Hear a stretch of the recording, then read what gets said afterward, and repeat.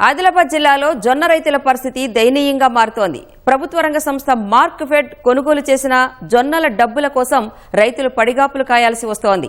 జిల్లాలో దాదాపు 10 కోట్లకు పైగా జొన్నల డబ్బులు బకాయిలు ఉన్నాయని రైతులు చెబుతున్నారు. అధికారులు 3 నెలలుగా అన్నదాతల గోడును పట్టించుకోవడం లేదనే వాదన వినిపిస్తోంది. అసలు జిల్లాలో మార్క్ఫెడ్ సంస్థ కొనుగోలు చేసిన జొన్నలు ఎన్ని, రైతులకు చెల్లించాల్సిన డబ్బులెన్ని, జాప్యానికి కారణమేంటి అనే అంశాలపై మా ప్రతినిధి మణికేశ్వర్ గ్రౌండ్ రిపోర్ట్.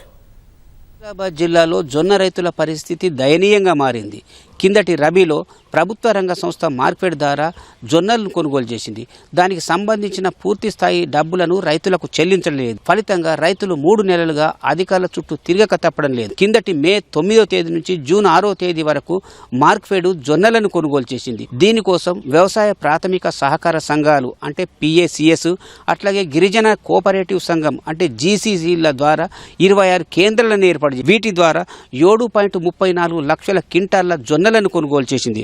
క్వింటాల్కు 3,699 చొప్పున పరిగణన తీసుకుంటే 270 కోట్లను రైతులకు చెల్లించాల్సి. ఇందులో ఇప్పటి వరకు 255 నుంచి 260 కోట్లు చెల్లించినట్టుగా అనధికారికంగా ప్రకటిస్తుంది. మరొక 10 నుంచి 12 కోట్లు చెల్లించాల్సి ఉంది.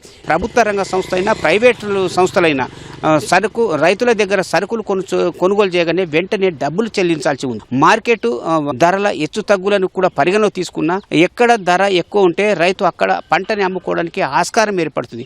కిందటి మే నుంచి జూన్ వరకు కొనుగోలు చేసిన జొన్నల సమయంలో ప్రభుత్వం ప్రకటించిన మద్దతు ధర 3,699 అయితే ప్రైవేట్లో పలికిన ధర 2,500 నుంచి 2,900 వరకు. అంటే రైతు ప్రభుత్వ రంగ సంస్థలకు విక్రయించుకోవడానికి ఆస్కారం ఏర్పడింది. మార్క్ఫెడ్ సంస్థ అప్పుడు జొన్నలను కూడా కొనుగోలు చేసింది. కానీ ఆ సమయంలో కూడా నానా ఇబ్బందులను గురిచేసింది. నాణ్యత పేరిట అట్లాగే తేమ పేరిట పుచ్చు పట్టిందని చెప్పి తికమక గురిచేసింది. అయినా రైతులేం పట్టించుకోలేదు. కొన్నిసార్లునైతే కొనుగోలు చేసిన జొన్నలను గోడౌన్లో భద్రపరిచి 15 రోజుల తర్వాత వెనక్కి తిరిగి ఇచ్చే పరిస్థితి దాకా వెళ్ళినా కూడా రైతుల నుంచి అసంతృప్తి వ్యక్తం కాలేదు. ఎట్లాగూ ధర దాదాపు ప్రైవేట్తో పోల్చుకుంటే 1000 రూపాయల లేదా 500 అదనంగా వస్తుందనే సంతోషం వ్యక్తమైంది. అప్పటి వరకు అది బాగానే ఉన్నప్పటికీ ఇప్పుడు మే నుంచి పన్ను తీసుకుంటే మే, జూన్, జూలై, ఆగస్టు చివరి వారంకి వచ్చినా కూడా పూర్తి స్థాయి రైతులకు డబ్బులు చెల్లించకపోవడమే విస్మయానికి గురిచేస్తుంది. వాస్తవంగా ఆదిలాబాద్ జిల్లా అంతా వర్షాధారంపై ఆధారపడి పంటల సాగు జరుగుతుంది. ఖరీఫ్ ఆరంభం అంటే జూన్ మొదటి వారంలోనే రైతు చేతిలో కొంత డబ్బు ఉంటే పెట్టుబడికి అనుకూలంగా ఉంటుంది. దానికి అనుగుణంగా జూన్ కంటే ముందు విక్రయించిన పంటల ద్వారా వచ్చే డబ్బు కీలకంగా మారుతుంది. జొన్నలకు సంబంధించిన డబ్బు చేతికి రాకపోవడము రైతులను తికమక గురిచేస్తుంది, ఆందోళనకు గురిచేస్తుంది.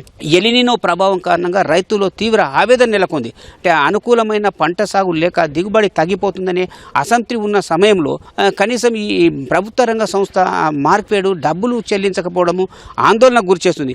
దీని అంతటికీ అధికార యంత్రాంగము అట్లాగే ప్రజాప్రతి కొంత పట్టింపు చేసుకున్నా లేదా చొరవ తీసుకున్నా ఇప్పటికే రైతుల బకాయిలన్నీ పూర్తిగా చెల్లించడానికి ఆస్కారం ఏర్పడేది.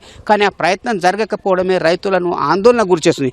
వాస్తవంగా ఆదిలాబాద్ జిల్లాలో పంటల పెట్టుబడి ఎంత బ్యాంకులపై ఆధారం పడకుండా ప్రైవేట్ వ్యాపారులు ఇచ్చే వడ్డీ రుణాలపైనే ఆధారపడి కొనసాగుతుంది. సహజంగానైతే బ్యాంకులు ఇచ్చే రుణాల కోసం నానా ఇబ్బందులు పెట్టడము, సంతకాల పేరిట నిరభ్యంతర పత్రాల పేరిట తిప్పడం జరుగుతుంది. కానీ వ్యాపారులు రైతుల నమ్మకం మీద అప్పిచ్చే పరిస్థితి ఏర్పడుతుంది. ఒక ప్రైవేట్లో ₹1,00,000 అప్పు తీసుకుంటే నెలకు 2,500 చొప్పున వడ్డీ అవుతుంది. అదే సంవత్సరంకి అయితే 30,000 చెల్లించాల్సి వస్తుంది. ఈ అంతా వడ్డీ చెల్లిస్తున్నా కూడా రైతులు సకాలంలోనే రుణం లభిస్తున్నందుకు బ్యాంకు కంటే ప్రైవేట్ వ్యాపారాన్ని ఆశ్రయించాల్సి వస్తుంది. రైతులు ప్రైవేట్ వ్యాపారాల జోలికి వెళ్ళే ఆస్కారం ఏర్పడదు. ఆ పంట రుణాల పెట్టుబడి సాయం పక్కన పెడితే కనీసం అమ్ముకున్న పంటల డబ్బులు కూడా సకాలంలో చెల్లించకపోవడమే రైతులను తీవ్ర అసంతృప్తి గురిచేస్తుంది. రైతు సంబంధించిన ప్రతి పంట ఎప్పటికప్పుడు పారదర్శకంగా డబ్బులు చెల్లించే విధానము అమలు చేయాల్సిన బాధ్యత ప్రభుత్వ రంగ సంస్థల యంత్రాంగంపై ఆధారపడింది. కానీ ఆ ప్రయత్నం ఎక్కడ కనిపించకపోవడమే ఈ ఆదిలాబాద్ జిల్లాలో రైతులంతా వడ్డీ వ్యాపారులపై ఆధారపడాల్సి వస్తుంది. అడిగిన ప్రతి రైతుని డబ్బులు వస్తాయి, బ్యాంకులో ప్రభుత్వం వేస్తుంది, లేదా ఎన్క్యూబీర్లో ఉన్నది, టోకన్ జారీ అయింది, ఆర్థిక ఆమోదం పొందింది మాటతో సంతృప్తి పరిచే విధానమే కొనసాగుతుంది. కానీ ఒక పక్కగా ఈ రోజు వస్తుంది అని చెప్పే విధానం ఎక్కడ అమలు కావడం లేదు. అంటే మేలో కొనుగోలు చేసిన జొన్నల రైతులు ఇవాళ ఆగస్టు చివరి వారంకి వచ్చినా ఇవ్వలేదంటే బాధ్యత రాహిత్యం ఎంత ఉన్నది అనేది వెల్లడవుతుంది. ప్రభుత్వ రంగ సంస్థలను కొనుగోలు చేస్తే నమ్మకం ఉంటుంది, కానీ ఇప్పుడు రైతులకు డబ్బులు చెల్లించడంలో జాప్యం జరుగుతుంది. దాంతో రైతుల్లో కూడా ఒక అసంతృప్తి నెలకొని మద్దతు ధర ఎక్కువ ఉందని చెప్పి ప్రభుత్వ రంగ సంస్థకు అమ్ముకున్న ఒకటే, లేదా తక్కువ ధర ఉన్న ప్రైవేట్గా విక్రయించిన ఒకటే అనే ఆ భావనకు దారి తీస్తుంది. ఆ తక్కువ ధరకు విక్రయించుకుంటే అప్పటికప్పుడే డబ్బులు చేతికి అందుతాయి, కానీ ప్రభుత్వ రంగ సంస్థలో ఎక్కువ మద్దతు ధర ఉందని చెప్పి తీసుకున్న ఇలా నెలల తరబడి వేసి చూస్తే వడ్డీ కింద తెచ్చుకున్న దానికే సరిపోతుందనే ఒక బేరోజు వేసుకునే ధోరణికి దారి తీస్తుంది. ఇప్పటికైనా ఇలాంటి పరిస్థితి తలెత్తకుండా మార్కెట్ సంస్థ రైతులకు చెల్లించాల్సిన నయా పైసతో సహా వెంటనే చెల్లిస్తే ఈ పంటల కీలక దశలో రైతులకు ఆదుకున్నట్లు ఉంటుంది, కొంత ప్రోత్సహించినట్లు ఉంటుంది. లేనట్లయితే బాధ్యతారాహిత్యంగా ప్రవర్తించి రైతులను నిర్లక్ష్యం చేసినట్లే అవుతుంది.